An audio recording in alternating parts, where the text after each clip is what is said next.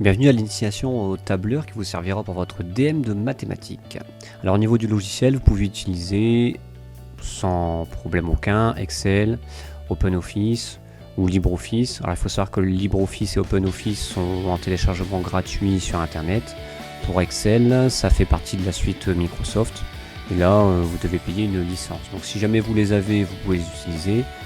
Ça ne changera rien pour notre initiation. Donc ici, je vais le faire sur Excel. Alors quand vous ouvrez Excel, vous avez un tableau évidemment, qui est composé de lignes numérotées par des nombres entiers, des colonnes, on va dire numérotées par des lettres.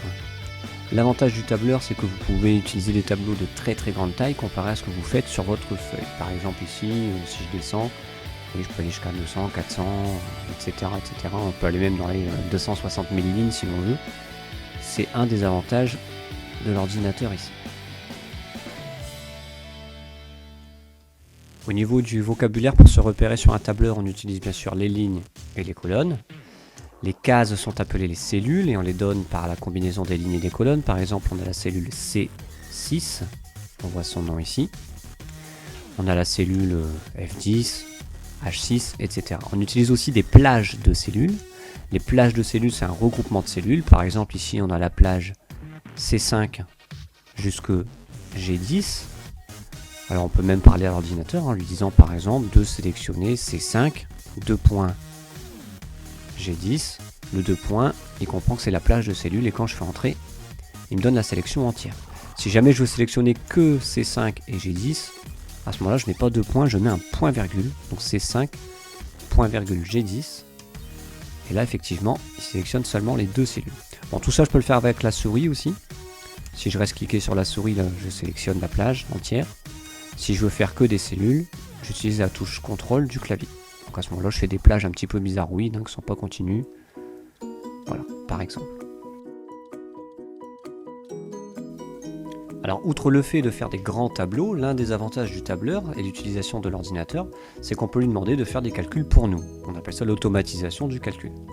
Par contre, c'est un ordinateur, il faut bien lui donner les bonnes commandes, il faut savoir lui parler.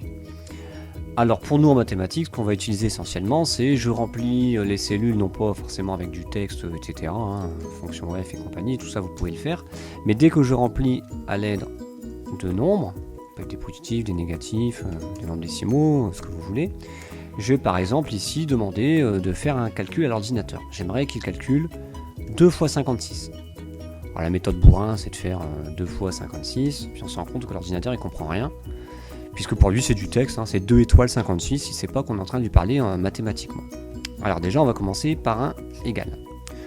En mettant un égal, il sait qu'en appuyant sur la touche entrée, il rentre dans le monde des maths, il doit calculer. Donc je vais faire 2, le fois c'était bien la petite étoile, 2 fois, et le 56, au lieu de taper 5 et 6 avec les touches, je vais lui dire carrément, va la chercher à l'aide de la souris, va la chercher dans B4. Voilà. Donc lui on écrit égal 2 fois B4, et comprend qu'il va aller faire 2 fois la valeur qui se trouve en B4, c'est-à-dire 56. En appuyant sur Entrée, tout est automatique, il fait pour nous. Alors l'avantage de mettre B4 et de ne pas mettre 56 à la main, c'est que quand je vais avoir besoin, si jamais j'en ai besoin, de changer la valeur de B4, au lieu de mettre 56, je vais mettre par exemple 100, automatiquement, il recalcule ici 2 fois 100. C'est toujours la même formule, c'est toujours la même opération que je veux faire ici, calculer le double, sauf que j'ai changé la valeur de l'antécédent en mathématiques et ici la valeur de la cellule B4 en informatique. Donc une mettre 100, si je mets 234, automatiquement il calcule, c'est quasiment instantané, je peux mettre des grands nombres, hop, ça se fait directement. Ça c'est un gros avantage. Le deuxième avantage, c'est si je veux calculer maintenant le double mais de plusieurs nombres. Ici j'en ai 3. Alors la première méthode c'est de réécrire à la main égal 2 fois etc. C'est machin, il le fait, et puis de recommencer ici. Mais ça qu'on va faire un petit peu mieux que ça. On va dire après tout la formule qu'on a utilisée ici, qui correspond à une fonction mathématique, 2 fois l'antécédent. Je vais lui dire, tu prends la même fonction, la même série d'opérations, et tu vas me le faire tout le long ici de la ligne, jusqu'ici à D. Alors pour cela, on utilise ce qu'on appelle un cliquer glisser. Donc je clique à l'endroit où j'ai ma formule ici, c'est-à-dire dans la case B8, dans la cellule B8. Je viens mettre ma souris en bas à droite et normalement mon curseur change de position. Là il est gros et gris et il devient petit et noir. Je clique et je reste appuyé. Je glisse vers la droite.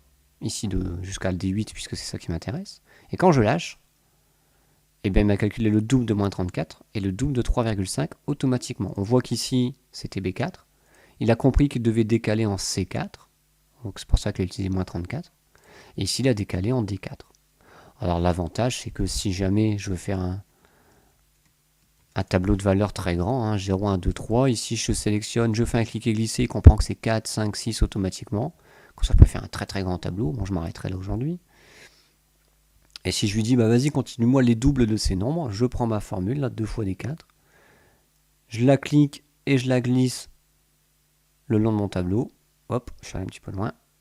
Je lâche et tout est calculé en temps réel.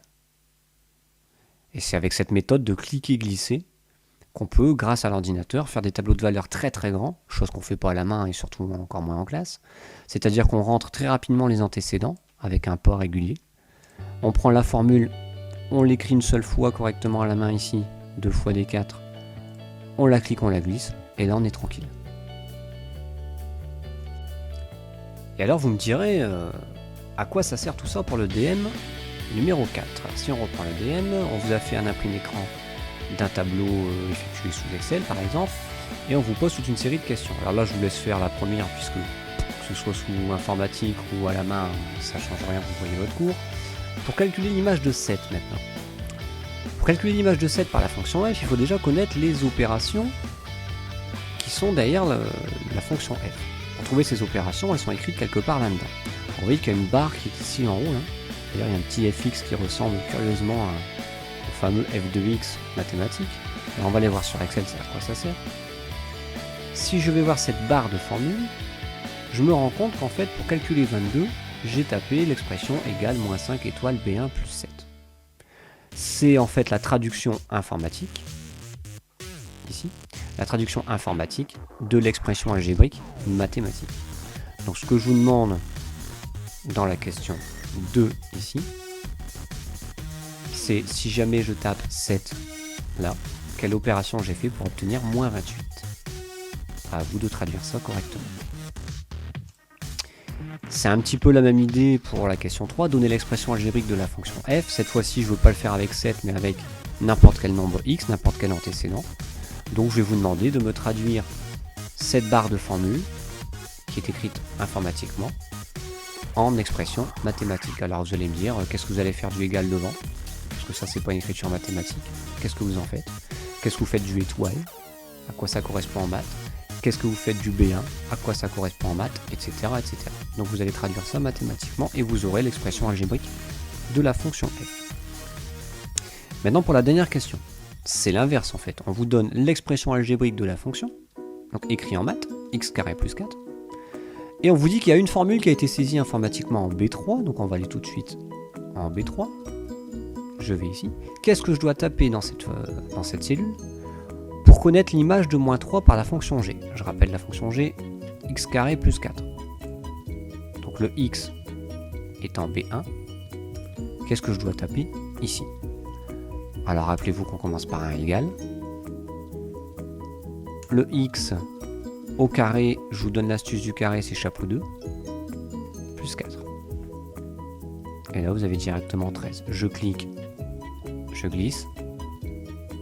13, 8, 5, 4, 5, 8, 13. 13, 8, 5, 4, 5, 8, 13. On a bien retrouvé le tableau qui était donné. J'espère que vous comprenez mieux maintenant cette question qui utilisait tout le vocabulaire du tableur, à savoir les cellules, les plages, la notation avec le 2 points, et puis bien sûr les références de plage, les C, les D, les H, etc. et les numéros de ligne. Voilà, j'espère que cette vidéo vous aura bien aidé.